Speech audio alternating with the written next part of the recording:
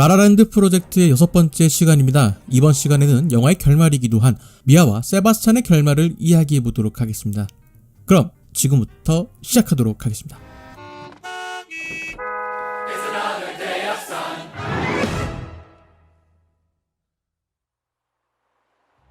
세바스찬의 권유로 인해서 미아는 마지막이 될 수도 있는 오디션을 보기 위해 왔습니다. 이번 오디션은 그동안 영화 속에 등장했던 오디션과 분위기가 다르다는 것을 알 수 있습니다. 우선 오디션에 참석하기 위해서 동반자가 존재하고 있습니다. 뿐만 아니라 미아의 의상 또한 그리 화려하지 않은 옷으로 미아가 조금 내려놓았다는 마음가짐을 보여주는 듯 합니다. 뿐만 아니라 오디션장의 분위기도 어수선하지 않은 느낌이죠. 이러한 것들이 이번 오디션은 무언가 다를 것이라는 생각이 들게 합니다. 곧이어 오디션장에서 빨간색 계열의 옷을 입은 참가자가 나옵니다. 그리고 파란색 계열의 미아가 들어가죠. 이는 현실과 꿈이 바뀌는 순간을 보여주는 장면이 아닐까 라고 생각됩니다.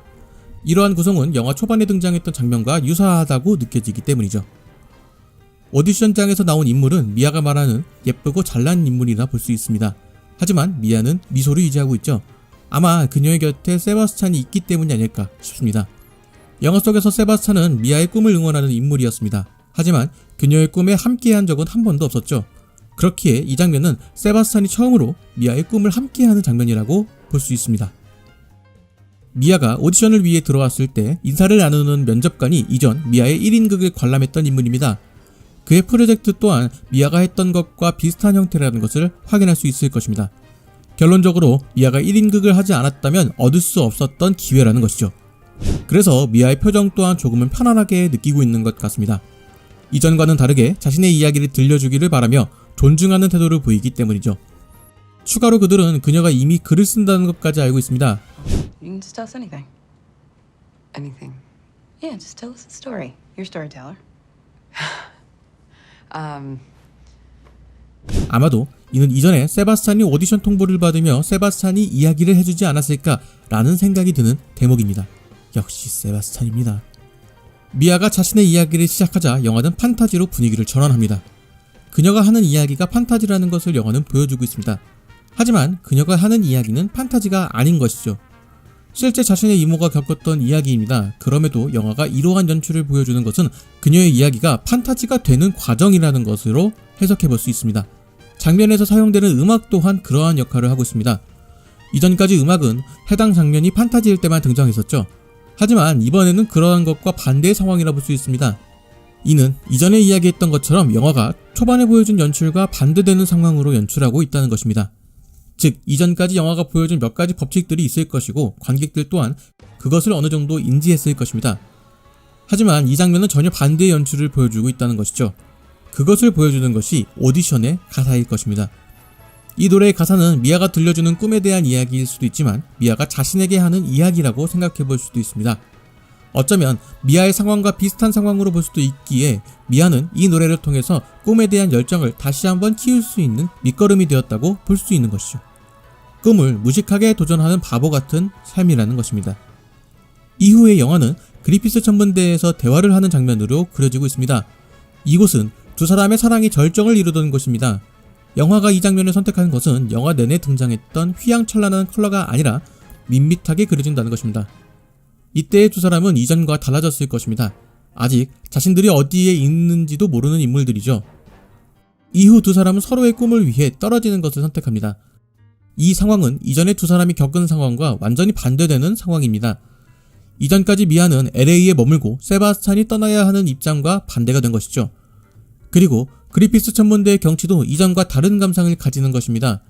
이로써 영화는 초반에 보여준 법칙들과 전혀 반대되는 상황들로 극명한 대비를 만드는 것이죠. Where are we? Griffith Park. Where are we? I know. Look at this view. I've seen better. That's the worst. Yeah, Not much to look at, huh? I've seen better.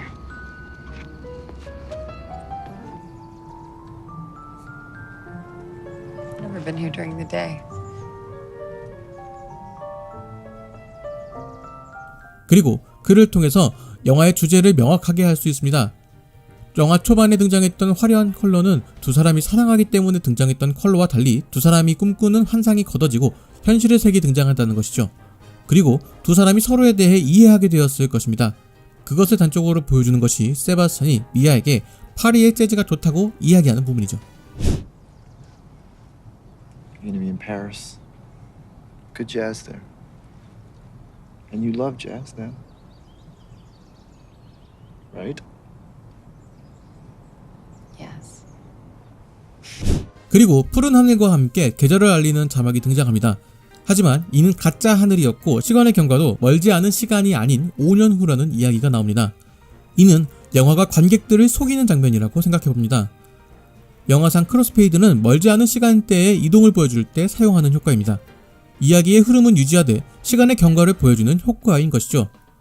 그렇기에 이 장면은 보이는 그대로 해석하면 오디션의 결과가 나올 때쯤의 시간대라고 생각하게 된다는 것입니다. 하지만 영화가 보여준 하늘도 가짜였고 시간의 흐름도 5년이라는 시간이 흘렀습니다. 이는 영화가 관객들에게 꿈에서 깨라는 이야기를 하는 것이 아닌가 생각합니다. 즉 이제부터 현실의 이야기를 보여줄 것이라는 것입니다. 그것을 파악하지 못하고 배우로 성공한 미아의 모습과 자신의 클럽을 차린 세바스찬의 모습을 보면서 행복한 결말을 맞이했다고 생각했습니다.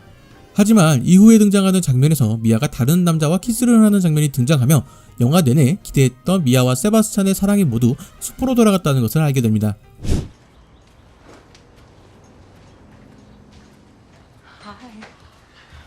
How was your day? Good. 이는 영화가 철저하게 의도한 점이라는 것이 저의 생각입니다. 그리고 이러한 점이 이 영화가 관점에 따라 다르게 해석되는 이유이기도 합니다. 꿈에 대한 성장 영화로 본다면 감독이 의도한 것처럼 상당히 행복한 결말이라는 것입니다. 하지만 두 사람의 사랑이 중심이 되는 멜로 영화로 본다면 두 사람이 불행한 결말을 맞이했다고 생각할 수 있는 것이죠.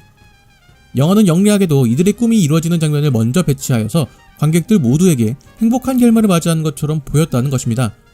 그렇기에 영화를 보는 분들이 이들의 꿈이 이루어지는 장면에서 기뻐했다면 이 영화를 성장 영화로 보고 있었다는 의미로 받아들일 수 있을 것입니다.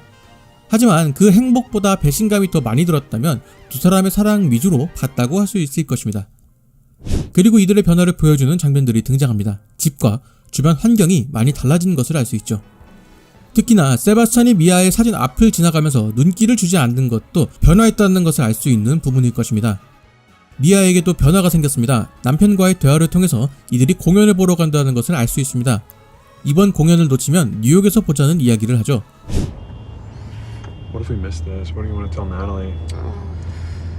We'll just see it back in New York. Okay.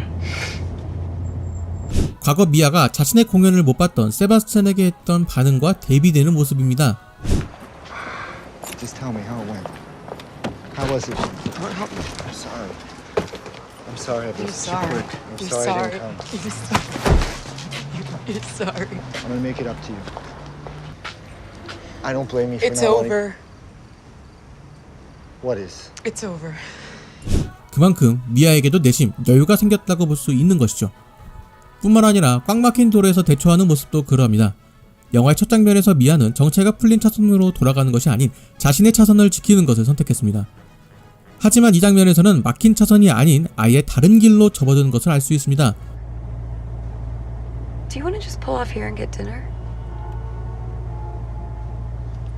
Sure, yeah. Yeah? Yeah. Okay.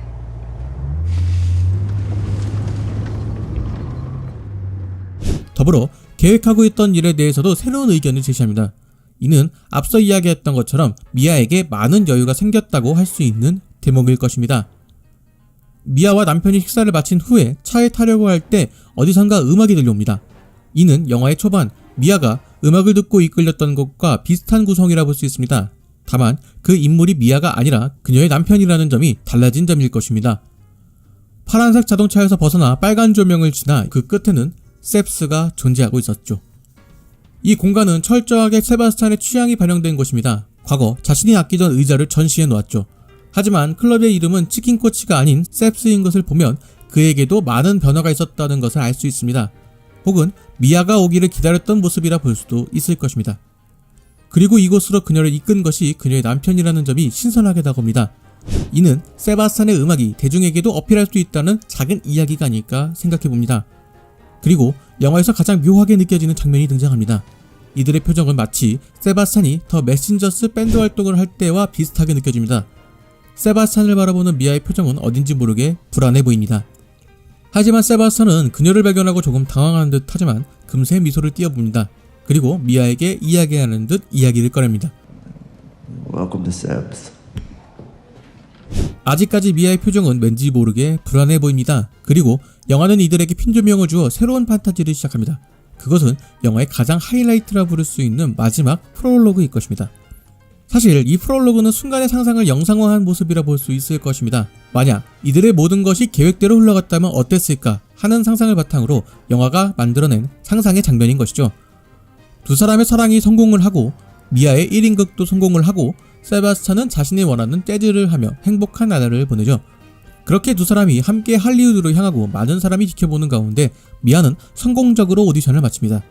이후 두 사람은 함께 파리로 향하며 세바스찬은 파리의 재즈와 함께하며 미아는 영화 촬영을 합니다. 그리고 이들의 춤이 등장합니다.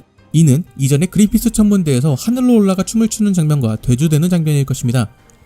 이전에 CG를 사용했던 것과 달리 이곳은 모두 실제 제작한 세트로 CG가 하나도 들어가 있지 않은 장면이죠. 이후에 등장하는 이야기는 영화로 제작된 영상들을 이들이 지켜보는 것으로 연출하고 있습니다.